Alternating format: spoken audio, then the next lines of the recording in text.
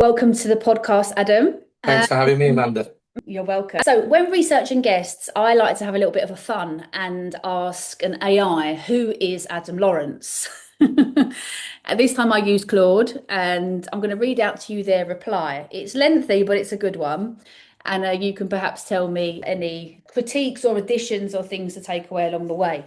So, Claude says that Adam Lawrence is one of the UK's most credible and analytically rigorous property investors, a rare breed who came to property not through luck or inheritance, but through a genuine financial education with a background in Swiss health management, lending consultancy, and an MBA from Warwick Business School, where he graduated top of his class.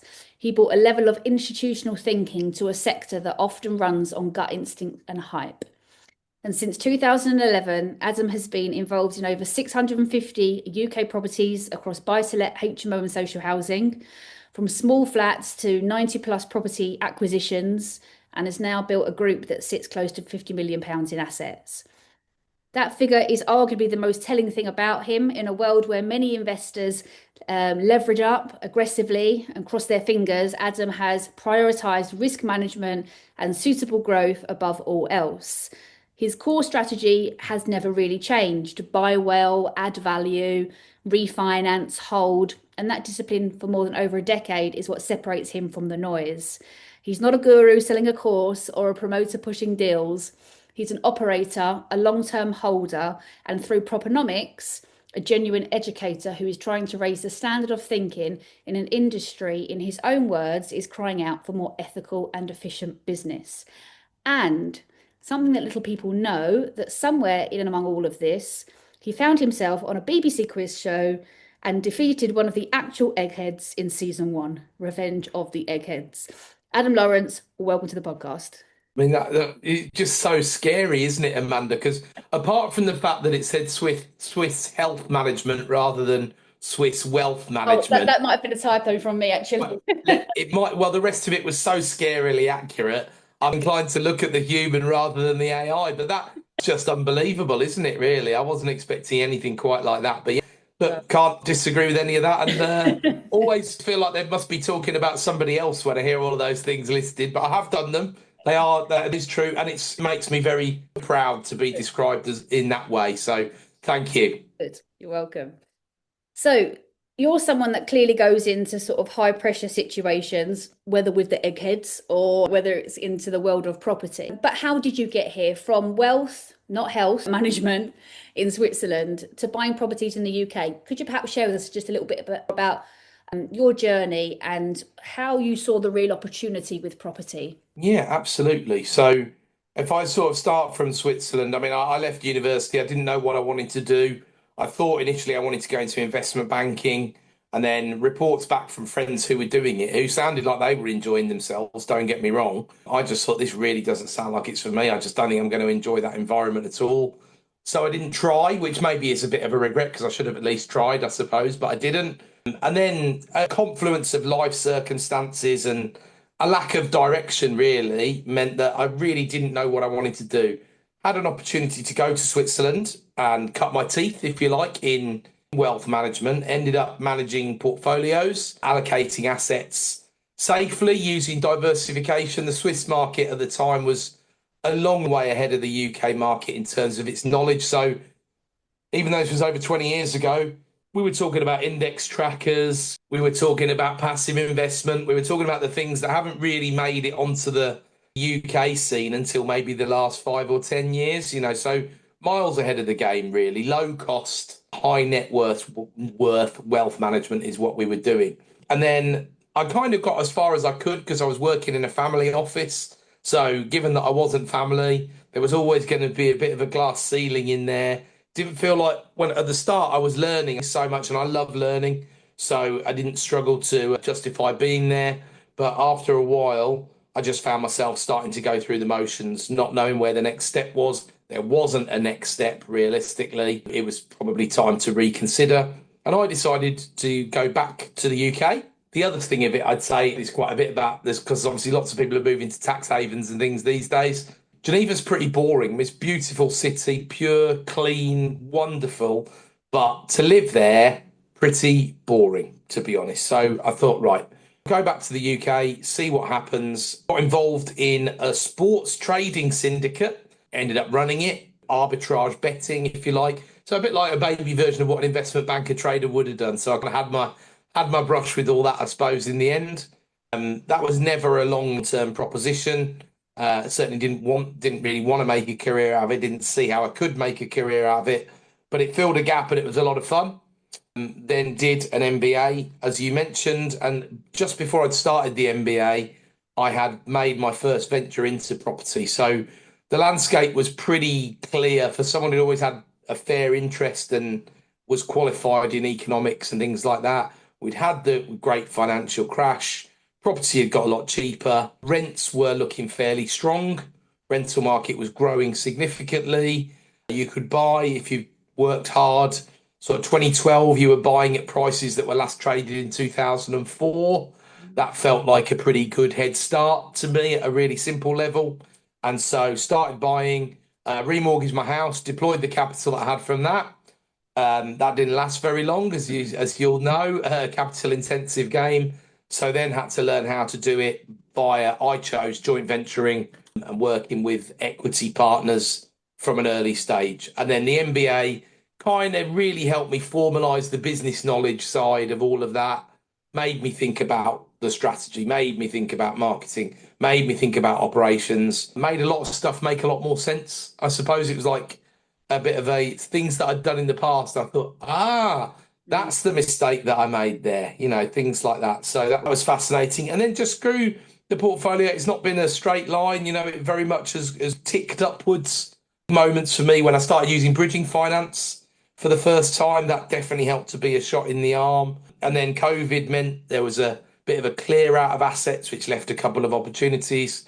And then ultimately, the 2024 budget was probably the other thing that I'd highlight as a time of real misery in the markets, which meant that lots and lots of people were selling, very few people were buying. I was one of the people that was buying. And so that was a helpful period as well, I suppose. Great. And it's interesting that you say that in 2024, only a couple of years ago, when, a lot of people were thinking, get me out of this industry, that you were digging in deep, buying a lot more, as were we. And it does pose that question, I think, in terms of, should we still be buying? Should we still have set our hopes and dreams and that property investing is going to be the strategy for the long term, and perhaps compare that to some of the other wealth strategies or asset classes. I mean, you have Propenomix and you go real down into sort of the intelligent element of property investing. How do you see it compared to maybe some of the other asset classes? Perhaps give a little bit of confidence to those that do think property is going to be the thing that they stick with. Great question. And look, wealth management is all about diversification. And we often hear about multiple income streams and all the rest of it. And it's not just marketing speak. It is a good idea. But I think for the simplest way to understand it that I like is a framing that my business partner, Rod Turner, uses, which is ultimately, of course, you're looking at returns, but you're looking at risk and you're looking at effort. And you're also thinking about time. Yeah. Because if you can make 100% return on something, but you bought it for a fiver and you sold it for a tenner and it took you 2 weeks and you had to try quite hard, that's no good to you, realistically. Now, I think what's drastically forgotten in property a lot of the time is residential property anyway, really quite low volatility, very low amount of variance on the returns. Compare this to the stock market where if there's a bad period, people often don't know, but when there's a bear market, things tend to go down about 7 or 8 times faster than they go up. Right. It happens so fast. And also, some people's disposition isn't cut out well for stock market investing. Really, you should look at a bear market, depending on your age and your time horizon, as a chance to buy some more, normally, rather than thinking, right, I'm going to time the market here by exiting here. Otherwise, you end up sometimes buying high and selling low, which is the reverse of what you need to do, of course. So, the risk premium for stocks above property, for me, is not acceptable. It doesn't work very well. It also is the case that I can and have done and do buy properties significantly below their market value. I have bought the occasional company, but never a public limited company below its market value at a decent evidential rate, if you like. So easier to get discount, lower volatility, steadier income stream usually, and that following wind of capital growth, even if it limps along at 2 or 3% a year, it still does a nice turn over a decade. If you hit that the midpoint of that sort of number, you're still talking something in the 30 to 40% bracket over the course of 10 years, which is not bad at all, especially as you're normally using leverage, which of course is in nominal terms and is being inflated away by that capital growth, Amanda. Absolutely. And talking of leverage, I mean, yes, you can, take leverage when you're investing in perhaps stocks and shares, or if you're trading, let's say, but not if you're just, investing money into the markets. But with property, we can leverage, can't we? Quite considerably and still take, all that equity growth and all the income, which is obviously a huge benefit. I remember somebody saying to me once that, if you've got a bank that lends you 60% more, loan to value on a mortgage, and the property grows in equity, wouldn't it be fair to give the bank 60% of the growth? I said, no, one, it wouldn't be fair, no. But I hear your sentiment. But we can, leverage and keep all of the growth, which is fantastic. Absolutely. And I think the other thing to just remember there as well is that if you're investing in the stock market, there is leverage inherent to what they're doing already. Those companies have debt. They have Right. corporate bonds, they have maybe 20, 25%, some of them maybe even 40% loan to value as we'd see it. It's not the same as a secured loan against a property, but nonetheless, what we see from the FTSE or the S&P or whatever, that is the leverage return already. So Yeah. if you're going to leverage, that's pretty aggressive. Absolutely. We're sold that we're in the right game, so that's tick number one. So I'd be interested to get your thoughts in terms of strategy. Many of us investors out there have started off with residential property, perhaps then had a little look at HMOs or social housing, which I think everywhere, each of those strategies kind of have their moment, don't they? Depending on what's happening, perhaps economically or politically. But what's your thoughts in terms of now and where investors should be focusing on in terms of the actual strategy for property? Well, I think it's got to suit you as well, ultimately. I mean, some people turn to HMO because they want to grind out that higher yield. Perhaps they're cutting their teeth on the service side of the business. Maybe they're thinking that AI is going to reduce the cost and the burden of providing the extra services you tend to need to in an HMO. So there are definitely reasons to do it. I think it's a tough game to break into, especially if it's your first property, because it'll be a bit of a baptism of fire. But once you've got one and you systemize it well and all the rest of it, add in the next one and then the next however many you want to. I would argue it's easier to run 10 HMOs than it is to run one. Yeah. Because with 10, you're going to have some infrastructure.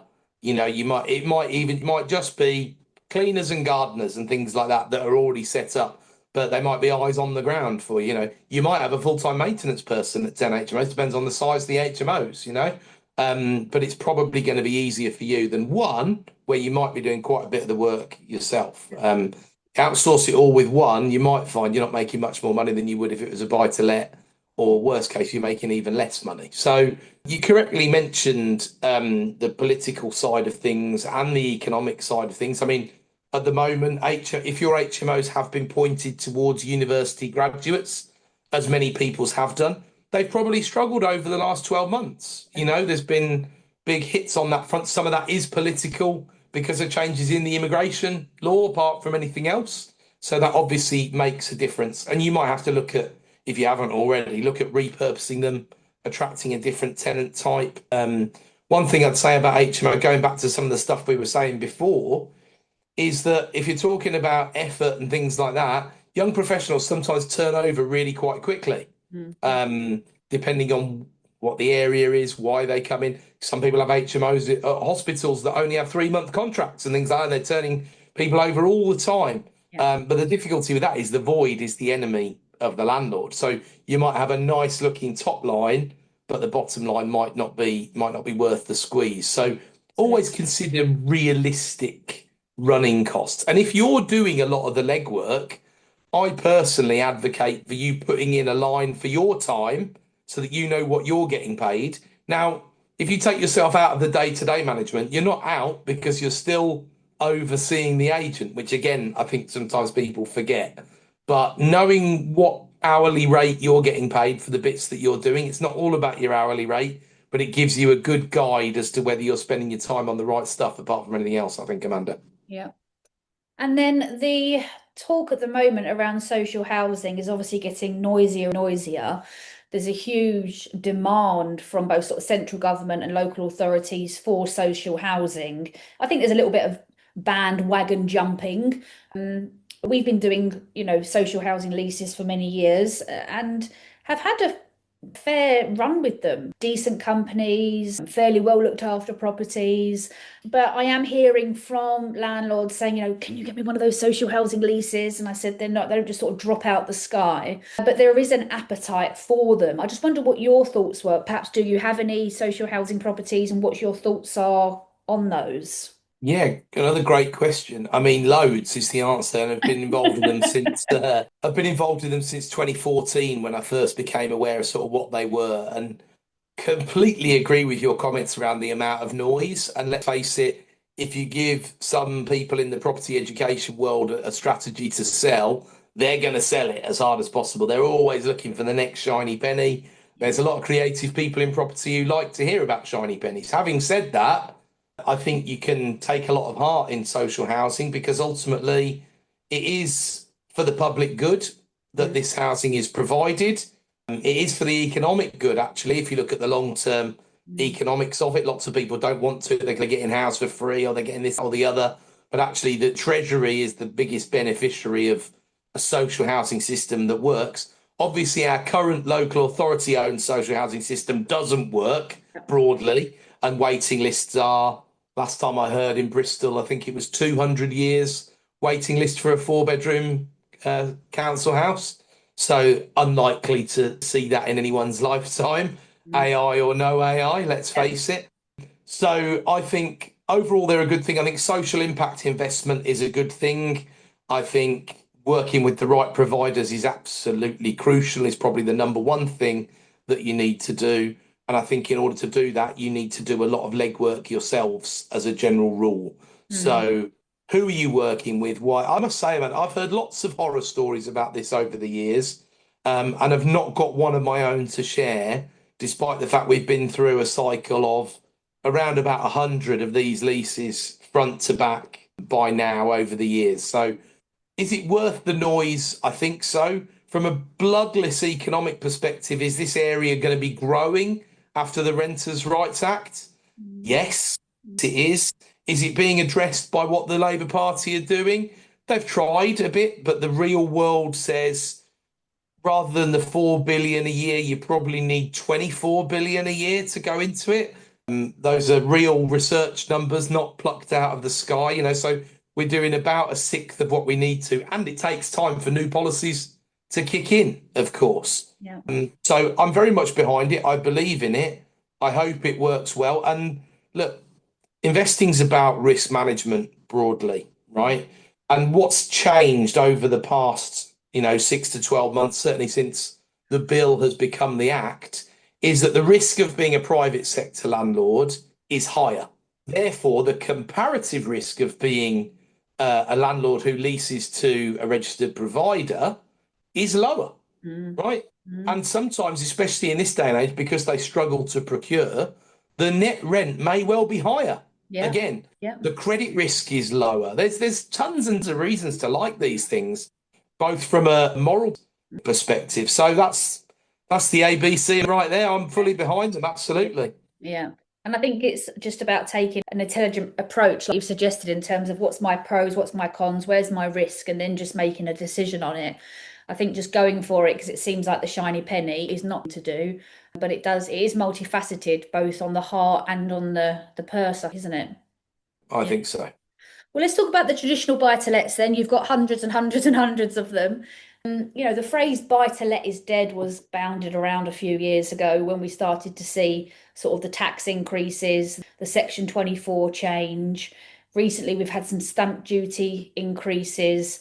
So it just seems to be sort of piling on. And then with the Renters' Rights Act, you've got, I guess, just a bit more hassle involved. But hassle usually comes with a cost, doesn't it? An extra certificate or a few months of more arrears.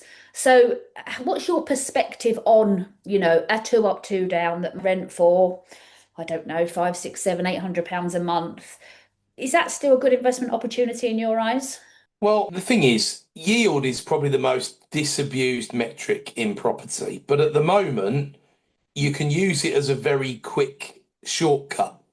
Because if you're talking about stuff that yields less than 7%, it's really not going to stack up by the time that you've done the interest rate deduction and you've got your net rent after management costs, after all the rest of it.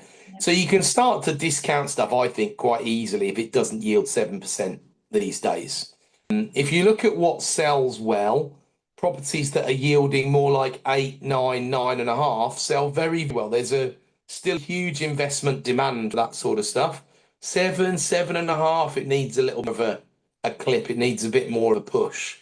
Or people want more of a discount, which of course helps to get their cash yield up, although it doesn't technically change the gross yield of the property at its full market value, of course.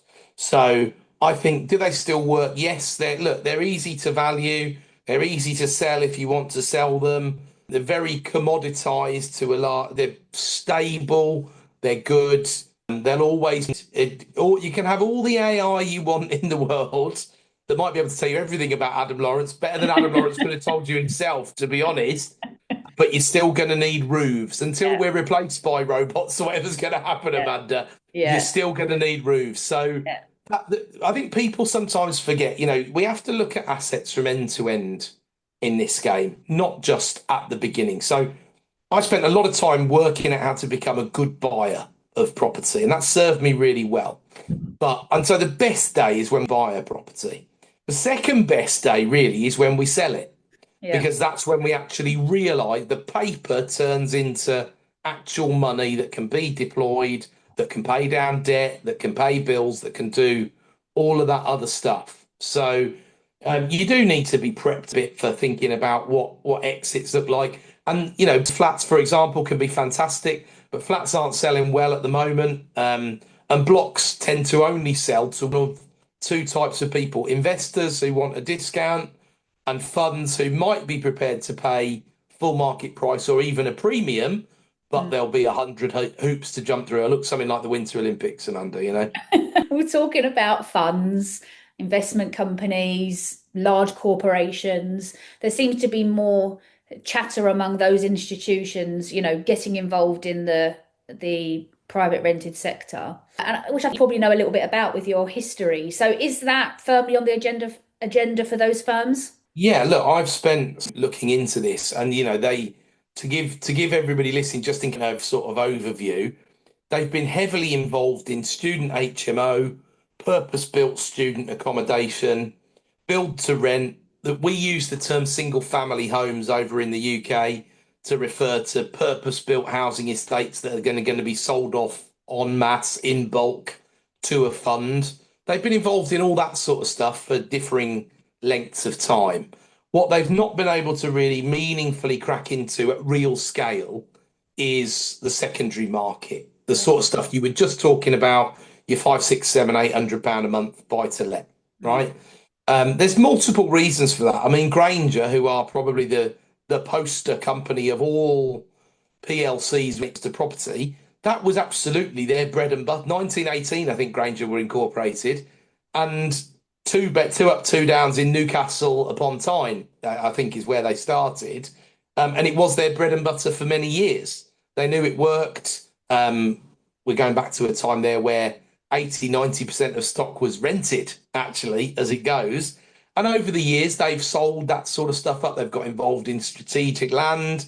They've got involved in build to rent. They've got involved in airspace developments. They've got involved in all sorts of cool stuff. And they're not yet turning circle, not to my knowledge anyway, and going back into secondary market buy to let. But if you just look at the volumes we're talking about here, ultimately there might be a couple of billion quids a year's worth of build to rent. or even less, right? Now, I know that's a couple of billion quid to you and I. It's an unfathomable amount of money, but to the institutional sector, it's no money at all, Yeah. really. Whereas they could deploy 25 billion a year into secondary market buy to let without moving the needle too much if they were smart about how they bought it. I'm obviously aggregating all the funds together, really, when I say that, that sort of transaction volume would not be an issue. Resi UK property market 10 trillion. I'm ignoring commercial property for the purposes of that conversation. There's no 400 billion traded every year, something roughly like that. No issue. Certainly 300 billion. So doing, say, 25, 30 billion is not way out. It's going to even distort the market. It's 10% of the market that's traded every year. So if they ever want to really deploy big money, they've got to get into secondary market resi. And there's lots of reasons why. But do you want to be heavily exposed to student properties when then comes up? Because migration's such a political football. The whole university system is now built to be completely dependent on international students. Yeah.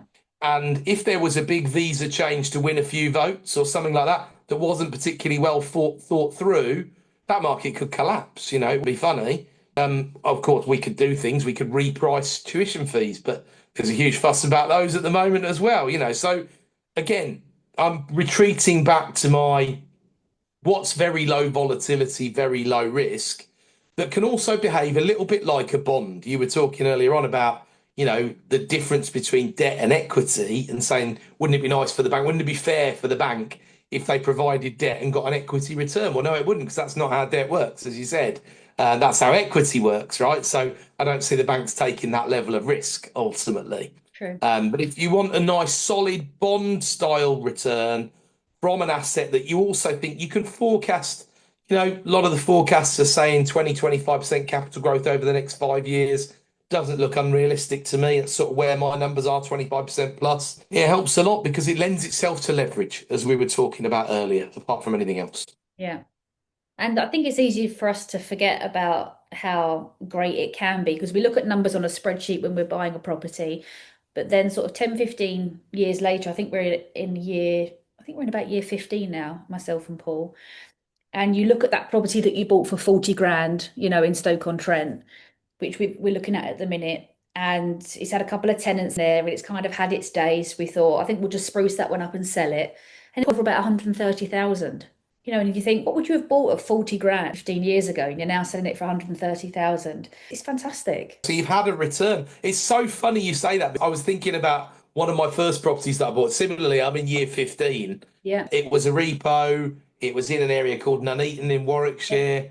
So some similarities to Stoke, actually, as it goes. And the numbers are Oh, same as what really? you just Wow. said. Yeah, exactly the Yeah. same.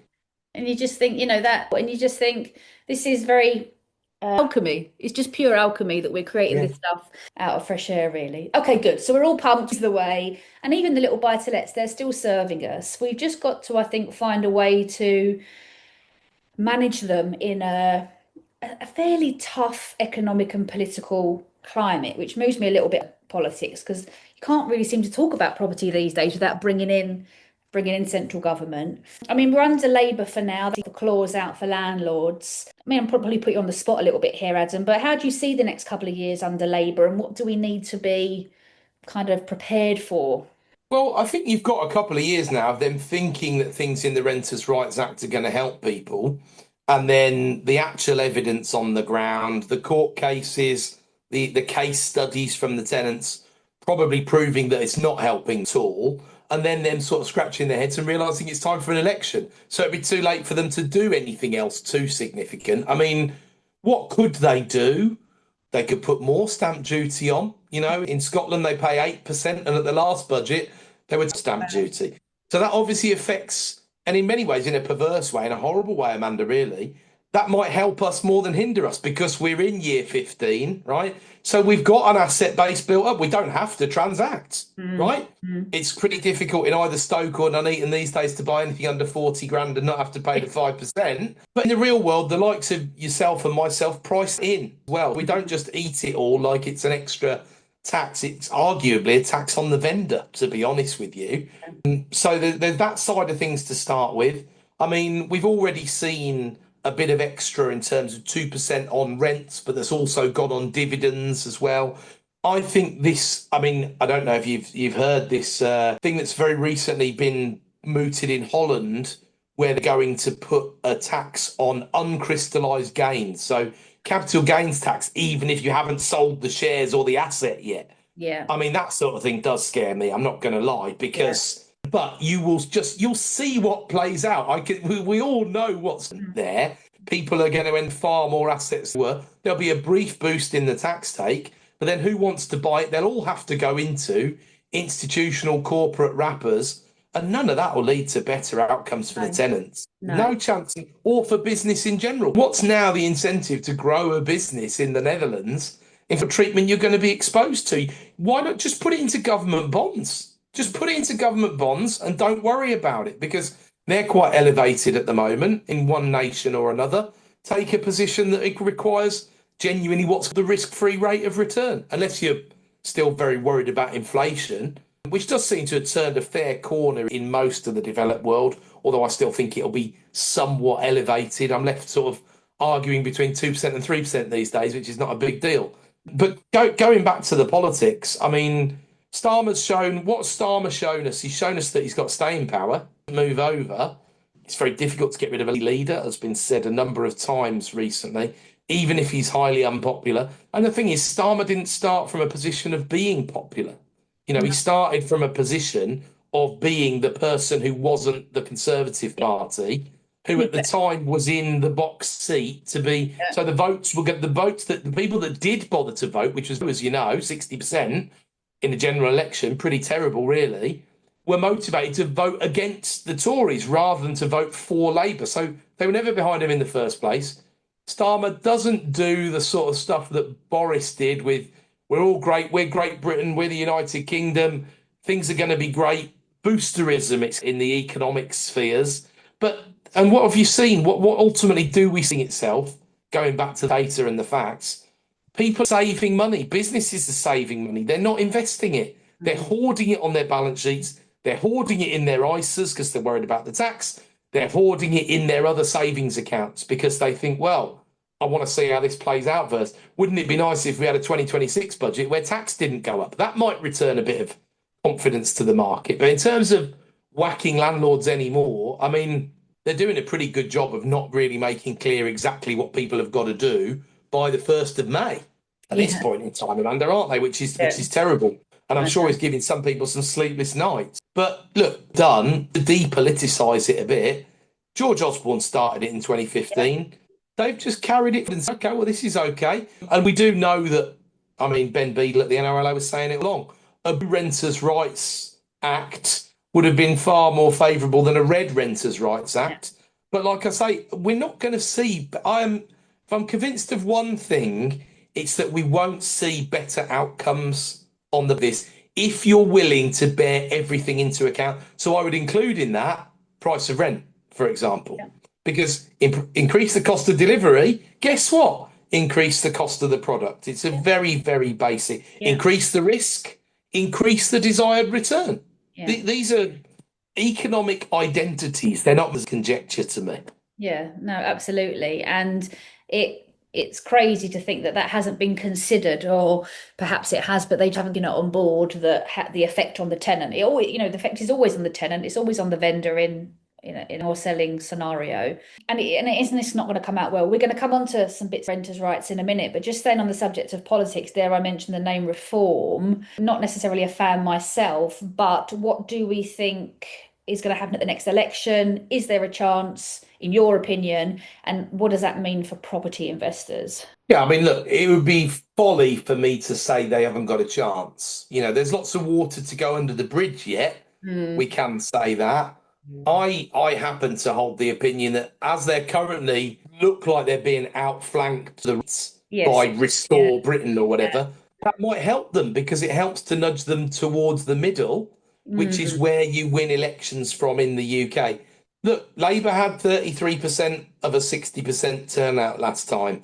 So that was 20% of the electorate that voted for Labour, and they got a whopping great majority. Mm. So how is the left organised? If you have the Lib Dems and your party and the Green Party and the Labour Party, that's going to be very, very fractured level of voting that's going to happen there. Whereas on the right, they're with the Conservatives, half of whom are now in reform anyway, as you know, themselves. And then if someone like Rupert Lowe is really going to, I don't see him getting more than sort of 8-10% of the Right. vote myself, because it's too fringe, realistically. But what does happen is those certain noises put a lean on policy one way or another, don't they? They do. Conservatives are surprised by announcing a policy on student loans, which obviously one could say they failed to enact in the 14 years they were in power. All they did was treble the fees, apart from anything else. But quite often we saw it in the last time round. You know, Labour were putting things forward and the Conservatives were starting to implement them. So there will always be influence, and everyone's so keen these days to listen to the heartbeat of the nation and pick up on what they think is a popular policy and things like that. And Labour have tried to do a bit of that themselves. They just haven't communicated it particularly well. But if reform, let's say they do win and they win on their own, no need for a coalition, you know, they win a majority. They obviously now put forward a shadow cabinet, Mm. which has an element of credibility to it, some reasonably heavyweight politicians in there by today's standards anyway. Let's just leave it at that. And so they could easily do it. What will they do? Well, I mean, housing wise, they've said they're going to do things like row back Section 24, which I would maintain would help the tenants. How many landlords will be left by 2029? And then they'd need to implement the policy. Who knows? Realistically, are you really going to hold out for another 3 years if you're not enjoying yourself at the moment? Maybe, because property moves slowly and landlords don't like being told what to do. But as soon as you start seeing a few scaremongering headlines like 18 months to get a tenant out who's not paying and blah, blah, blah, all this sort of stuff that we're going to see after the Act has Mm. actually been implemented, change a few things. Will they get the private sector building? I think they will, because they've got people in the party who understand development and business. How much cronyism would be involved in that? You Mm. and I would have to speculate. What I would suspect, Amanda, to be honest with you, how the Labour Party gone about it, they've just gone after the biggest companies, haven't they? What Yeah. we really need, as we well know, if we want to deliver, genuinely wanted to deliver 300,000 homes a year, you've got to get the SMEs involved in delivering Yeah. those homes. It will not happen otherwise. And apart from the else, while the market has been sort of softish, which you have to describe it as over the past few years, you can only dribble new build units onto the market anyway if you're Absolutely. building them for a profit. Yeah, So, absolutely. and reform could do anything. If you think, would you have seen it coming? Trump would say no institutional ownership of single family homes in the US. Mm. Doesn't feel very free market, doesn't feel very entrepreneurial or capitalistic, but the world's migrating to a place where it's like, well, I don't like BlackRock. I don't like Blackstone. So actually, I don't care. So let him interfere with the market. So you've got a kind of there's definitely a version of the Reform Party that feels okay with interfering with the markets. They'll have a few years of Trump policies then to kind of lift. And what will they look at? Popular and what's worked. Unfortunately, they're probably looking at it in that order. But hopefully, they might take a couple of the ones that have ticked both of those boxes. But yeah, try to second guess what they do. I mean, look, they're obviously a lot softer on migration or are, and they even a couple of years ago they were talking about net zero migration. So not no, they understand that the health and social care system is built on the back of migration, apart from anything else, and they know that needs to happen. And they know, I know Farage has had his moments over the years in terms of NHS reforms and that, but the whole debate is badly framed because quite a bit of the NHS is already provided by private providers. It's funded by public purse, and that's the important thing, really. You know, the reality is private provision under public funding is probably the way forward when you look around the world. Some really liberal countries like Sweden do that, and most people think, oh, Sweden have a great healthcare. They do, but it's publicly funded and mostly privately provided, right? So we need to get this whole ghost in the corner of privatising the NHS and going mad about all of that. That needs this, like so many of these arguments, Amanda. It's just a fallacious argument in the first place. It is totally. And whilst we're in sort of putting the world to right and predicting the future mode, if we were having this podcast episode maybe 1st of May 27, let's say, and hopefully we will, what do we think that first year is going to look like post renters' rights? What do you think is going to be sort of the initial fallout or how things are going to take shape? Yeah, it's another super question. I think we'll start to see the unintended consequences. What are we saying at the moment? You know, the conventional wisdom that is showing maybe have sold up. It doesn't say how many have been bought by corporations, institutions, smaller companies, and stayed in the private rental sector. The data's not very good, right? But we do know in London there's a significant sell-off of ex-rental stock going on. So we do need to consider that apart from anything else.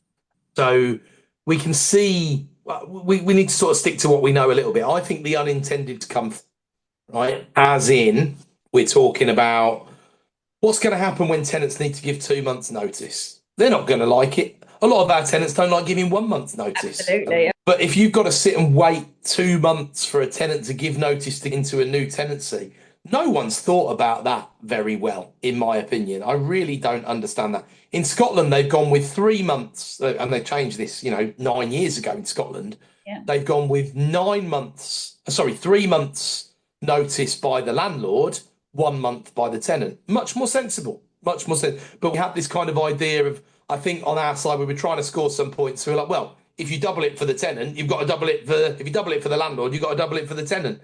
Not work very well at all, I don't think. And where will this policy about rent rises being able to go to tribunal at no cost to the tenant with no rise before the tribunal has ruled? So basically offering the tenant a free bet on challenging a rent increase. I can see the Facebook ads already on that front. I mean, it'll just be, it's a terrible idea. It's a really, really, really bad idea. We were having a conversation last night actually about that because when I was reading through the Renters' Rights Act, as I'm sure your team were all, scurrying away in the background trying to prep, changing templates, what can you say, what can't you say? And I knew that the rent increase on the Section 13 could be taken to tribunal. What I missed, and I picked up the other night, was that as soon as somebody moves in, they've got that 6 month to challenge the rent that they've agreed to.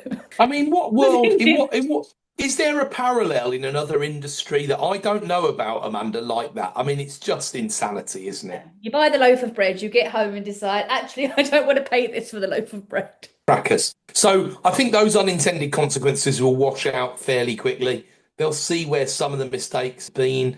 Will they change them? I don't know, because a lot of this is, remember, a lot of renters' rights is predicated on the fact that eliminating Section 21, homelessness, right?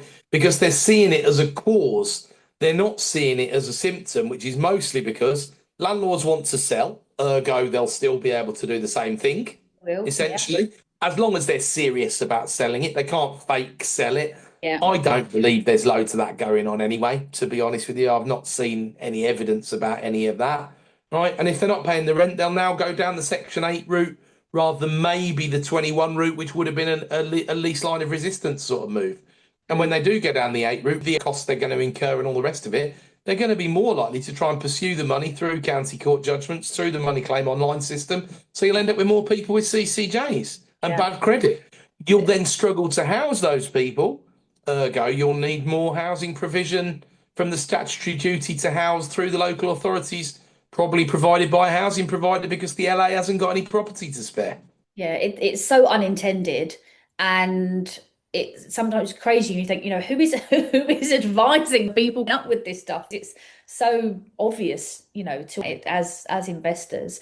But I remember when you didn't have to have a license for an HMO. And then I think was it 2018 mandatory licensing came in, and we at that point had maybe a couple of HMOs under management, and we were, oh my goodness, we've got this mandatory licensing coming in. And then you just get on with it and you put these things in place and you move on. And then in a couple of our areas, we had Article 4 coming in a few years. You think, oh God, got to get all that sorted. But I just wonder how much with the renters' rights we look back in a few years and was maybe just a blip on the curve more than this huge sort of moment. I guess we'll just have to see how it plays out, won't we? I totally agree with you. And I think, often the fear of the situation itself, Yeah. that's what played out with the 2024 budget, for example, very much so, right? Yeah. nowhere near as bad as people expected it to be. I think you've hit the nail on the head. I'm not worried. I mean, look, like I say, Scotland have operated with most of this stuff in place for Yes. 9 years. We've got over 100 units in Scotland. They don't behave particularly differently to our units in England, right? Still the same. And still, like in everything, 90+% of tenants are decent people, just like 90+% of landlords are decent people. So they won't be impacted. The people who are disproportionately impacted are the people with smaller portfolios who, if you've got one, two, or three properties and one of them goes rogue, and then instead of it being 9 to 12 months to get them out and a horrible experience, it's 18 to 24 months, much more likely to sell, much more likely to have to sell Yeah. apart from anything else. And those stories, I think, are the ones that will make the press, and people will hear, well, hold on. I always remember that there's a fairly aggressive left wing organisation called Acorn who do tenant support and things like that. And there was a protest in my hometown near our office a few years ago. Protest because local wealthy made its money elsewhere, not in property, in football, as it's the landlord. Tenant had not paid for, has been really, really patient and was finally getting evicted. Acorn descended and did this sort of live Facebook thing out of the letting agent and blah, blah, blah. And it backfired spectacularly because it went viral on Facebook, hundreds and hundreds of comments, people. And do you know what the number one comment was? By so far, it was your rent. I pay my rent, pay Yeah. your rent. People know what's morally right and wrong, Yeah. Amanda, in the real world. And a lot of people who cease paying rent, look, there's all sorts of reasons why people cease paying rent. Don't get me. But if the law is as it is, has anything really changed dramatically to make it terribly difficult and different? No. Are all the changes against the landlord? Has it made it comparatively harder? Yes. Does that mean a rational investor wants a better return than they were getting before renters' rights? Yes. But you might see that manifest itself in people who are buying property, not necessarily people who own stuff. For years, ever since Section 24, I've read all these surveys about 44% of landlords say they are thinking about selling up. Okay, what does that mean? What Mm. percentage of them did sell up? 4% or something, right? Okay. I mean, like I said, we know from Zoopla data that 31% of stuff on the market in London used to be a rental. That's a big noise. That's a really big deal. But I think that's more of a reflection of the fact that London doesn't work anymore There is that. Yeah. because the yields are too low and the service charges inflation is just too high. You fundamentally stop something from working. In the Stokes, the Nuneatons, and further north and all further west of that, it does still work. And actually, he's flowing up there and there at a reasonable pace, to be honest. Because if you're in the south, choices, don't buy any more or buy where the yield works, right? Absolutely. And I remember when we were at the House of Angels event just a few weeks ago with Helen, and somebody asked you when you were at the front of the room, when will you stop buying, or why are you continuing to buy, or something along the lines. Your answer was, I'm going to buy all the time that it's to buy. And I thought that was a really sort of practical answer. But I'm going to ask you the question that I get asked when I often go to sort of family gatherings or with friends. And I'm asked the question of, how many more are you going to buy? Are you still going to buy a property? You've not got enough already. What's the Adam Lawrence sort of view of things in terms of how, at what point do you stop? Do you ever stop? And what does an exit look like to you? Another brilliant question. I think when do you stop? I do mean what I say. No says don't do it anymore. Or my own time's a lot shorter. I still buy thinking, right, we might hold this asset for 30 years. Yeah. Right? Now I've sold a few properties these days. There's a whole number of reasons why I got into selling stuff in 2021. One was people were paying too much, so I'm the first person in the queue to sell when Yeah. people are paying too much. Yeah. But there's going to be a time. I don't feel tired. I'm not particularly old. You No. might have a different view. Not even the age of landlord yet, because the Yeah. average landlord is 54, right? So Yeah. the machine works and it does well. So got people who want to put capital into stuff. Got people who are younger than me to look after businesses and things like that. So all of that kind of makes sense to carry on. Once you've built the machine, it's a case of turning the handle, really, to be honest. Amanda, it's not a pitch for a knighthood, right? But But I've bought hundreds of properties back into use yeah, that are secondary market. So they are much more sustainable. I've yeah, turned the non-compliant into compliant. yeah, I've housed thousands of people. yeah, I'm proud of that. And Acorn aren't going to like it. Generation Rent aren't going to like it. yeah, But I'm proud of that. And no one's going to tell me that I shouldn't be proud of that. Right. yeah, So there's a service element of that. My group of businesses also employs a whole number of people these days. On the property side, you still light on staff, but double figures. There's work there for people, giving them wholesome jobs. And those people, frankly, have to put up sometimes abuse, unfairness, some terrible situations that sometimes make my heart bleed, to be honest with you. But they do it in good stead, they do it with a smile on their face, person to work for. So I believe them, but of course they have to say that, don't they? But I mean, much as Keir Starmer would say it's not work, he doesn't know he's born. If he ever wants to come to Grimsby with me and go around the portfolio, we've got, he can bring Angela and Rachel with him and we'll have a jolly nice day. I promise not to say anything nasty. And they'll learn an awful lot about the real world when you're in an area of deprivation, apart from anything else. I don't mind telling you.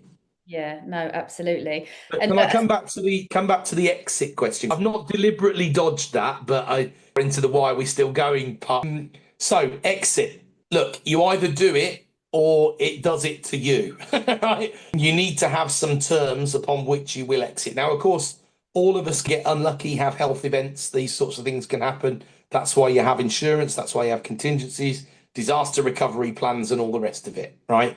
Now, I strongly believe there's a humongous slab of capital in the world that wants to be in the UK market, that wants to get a return, that likes low volatility because people with wealth or funds with wealth like low volatility, solid returns. Property adds up for them. At the moment, I think that their missing piece of the jigsaw primarily is the management side of things. Now, AI is going to transform that over the next 18 months, Amanda. Whether we're on the bus or we're not, yeah, it's going to be utterly transformative, right? That might give people the little kick that they need at the fund management, capital allocation, capital markets level, might give them the fill in that they need to say, actually, we're ready to deploy. And if they're ready to deploy, what's the sort of thing they're going to want to buy? Limited companies. yeah. Why? Portfolio, yeah, Stamp duty. Just to start you off, the 1/10 of the stamp duty or less will be payable by buying a nicely wrapped up limited company already. What do they always want to do? They always want to buy, aggregate, build something massive, then it will be valued at a higher level, take it to the market. yeah, So this again is going to be happening. The talk about it, the jungle drums are beating around me. I've talked to a few funds on it. It's still early days for them and they move quite slowly, but they're very interested. They know that that looks like the Midlands, the North, Wales, Scotland sort of places. They look like the Southeast. So it yeah, knocks out an awful lot of property. And I heard someone say at the weekend, a high net worth individual, he quoted that famous, where there's brass sort of yeah, saying, if your lower yields are knocked out from the start, you've got a choice. Don't invest or invest where there's. So I think that exit to a vehicle in the next years is realistic. I don't think that would from buying, if I'm honest with you, but we'll see. We'll see when the exit comes and see if the Labour Party let me keep any of the well, because I mean that would obviously have to make a difference as well, Amanda, wouldn't it? absolutely. And do you think if one of those companies came along and they gave you the magic number, that would be potentially the deal for you? I'd sell tomorrow, but I'd carry on, but I'd just build it all again. I mean, but there's not going to be it would be interesting because it's not like a normal business. Because if it was the magic number, not just to anybody, before I start getting DMs offering me 50% BMV or whatever, it's not like a normal business because you don't need, if you buy my group of businesses, right, you don't need to take me out the game. You might want to keep me as a chairperson, acquisitions advisor. I don't know. You might want to do some of that stuff. That Mm, might make sense. But probably if you're going to come in with the sort of firepower to buy my balance sheet, then you're probably not going to want me to oversee the purchase of single properties anymore yeah, because it won't be interesting enough. There'll be a team feeding leads in of limited companies, portfolios, blocks, minimum transaction size 1 million, 5 million, 20 million, who knows, right? But that really drastically reduces the amount of volume of transactions that would be done. But I wouldn't want to let all those ones go to waste, would I? So as I say, we'd still be finding a way to buy those by redeploying the funds. So just to throw a few there, because I am a nerd and I love numbers, as you know. We think our liquidation costs, including lost rent, including solicitor fees, including estate agency fees, on average come to about 9%, right? So we can sell at a discount of 9% and be equal to any property that we sell. We know that our frictional costs of purchase come to about 7%, right? And that's before financing, before using bridging or anything like that. So 5% stamp, around about 2% on extra fees, sometimes more. Sometimes they look more like 10%. So immediately from the get-go, if we just use really round numbers, 10% slippage on entry, well, we can't buy anything less than 20% off, can we? Otherwise, there's no point. Yeah. So we start driving more towards bigger discounts. And some of that is driven by the stamp duty change from 3 to 5, which means we have to do better deals, but we do fewer of them because we can't eat that margin problem. So that's the world that we're left in. If you want to use leverage, and I stack my deals at 100% leverage, even if we do use our own cash, I stack them at 100% leverage. It protects me from doing anything that's not that good a deal. And that's a hard and fast rule. So someone might say to me, why aren't you buying this one, tough guy? They don't normally say the tough guy bit, to be fair. But you can understand the challenge, but it's like, because it's 24% off, and that's not enough for my metrics these days. Right? So I need the discount to start with a 3, probably, in terms of percentage, before I'm going to get stuck into it. So that's the volume of what you can do. But some of this is based around, I used to believe for a long time that 60% was a holy grail number of loan to value. 60% is the number. Less is not making enough of your return on equity. More starts to take anything, an infinitesimal amount of risk, but it's starting to bring more risk into the equation. Then the interest rates get repriced almost overnight, really, a Liz Truss situation. And yesterday's 60% is today's 50 or 45%, arguably. So if you've got a bit of a battleship like we've got these days, in order to steer the battleship around, you've got a couple of choices, really. You sell some stuff off to try and rebalance all of that, or you sit on your hands and wait while the equity increases and therefore your loan to value goes down organically. Or you start flips to build the pot, but you're not really directly impacting your loan to value there. You're getting money from another source. It happens to be property, sure, but you're trading property in order to lower the balances. So in the real world, we find that actually we're doing a bit of a combination of 3 these days in order to rebalance the ship to where a really sensible loan to value looks. And I think they're the conversations that most portfolio landlords need to be having. I wonder whether everybody is having those conversations, really, and looking at things more strategically as a business rather than just, I've collected a few houses over the years, because I don't think you can look at it like that anymore, can you? Well, I've been super unpopular. I know that won't surprise you, but I've been super unpopular for years, because ever since the 2015 budget, I said, what I hear from George Osborne is go big or go home, right? This is a business. It's not, I'm not saying that because I'm a business person. This is a business. You don't have a choice. And I had a look back from older landlords who've been doing it for a long time who were like, you're just trying to make it all corporate and stuff. I'm like, you're not listening to me. This is not about what I want, right? This is the messaging that we're hearing. And every single change since then, from more into it being a business. So if you don't want a business, you sell it. I put out a piece that I shared before Christmas on social media, actually ended up being my viral post of the year, like that. So it went outside of my normal circle and it got into Gen Pop, and that's normally a chance for a bit of abuse or whatever from people. But the piece said 11% of current tenants have had a Section 21 served on them during their current tenancy, right? And the sanguine landlord said that will go up before the Renters' Rights Act, before the 1st of May, right? Lots of people said, this is nonsense, this is rubbish, what a load of nonsense, blah, blah, blah. But so many smaller property landlords felt safe in that space to say, well, look, I'm selling up. I've done this. I've done it. And again, the comments on that post were from landlords saying that sort. I used to have three, now I've got one or I've none. I'm selling, I'm net selling, I'm selling them all next year. I'm selling before the 1st of May. So you look at that, you look at the amount of stock that there is on the market in the UK at the moment, numbers wise. I like to follow Chris Watkin, although he primarily deals with estate agents. He's amazing for stats, right? Yeah. And Chris's numbers show we've never had as much stock on the market in the past 10 years Yeah. plus, Yeah. right? So where's extra stock? It's not because we're building it, Amanda. We know No. that much because the numbers are awful, right?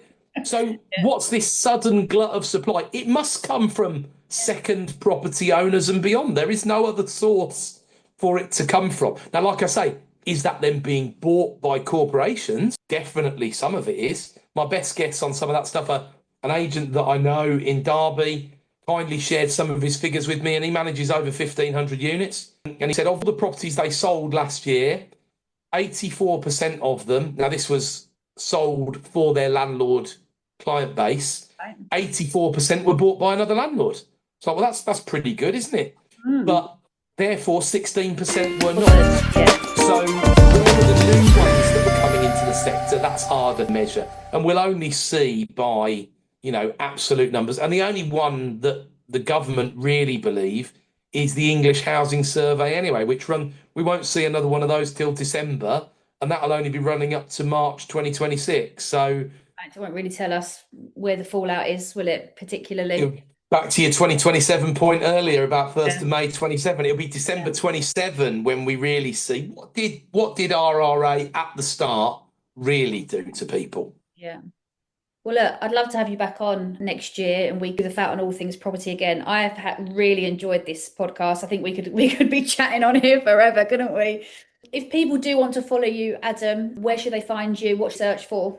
Well, first of all, I've really enjoyed myself as well. So thanks for having me on. Great questions. Really, and like you say, could easily go on for another couple of hours, couldn't we? First of all, I do a lot on LinkedIn. I do at least a post a day on LinkedIn that's got some, as you say, can be quite technical, but I'm trying to answer the questions that nobody really takes on.